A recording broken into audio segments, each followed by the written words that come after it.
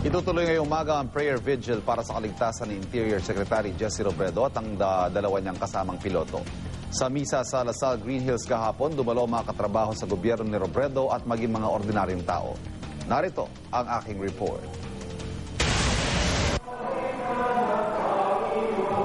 Bawat awit at panalangin na sinambit mula nung hapon ng Sabado ay puno ng pag-asa para sa isang milagro. Itas na mahanap si DILG Secretary Jesse Robredo.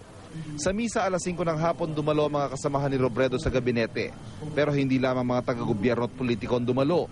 Naroon ang mga kapatid ni Pangulong Noynoy Aquino na sina Balsi at Biel.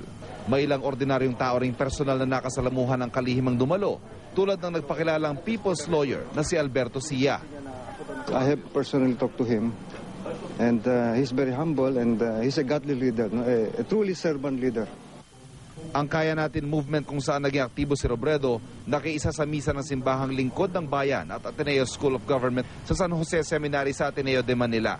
Hindi pa rin tuloy ang matanggap ng grupo na hahantong sa sitwasyong ganito si Robredo.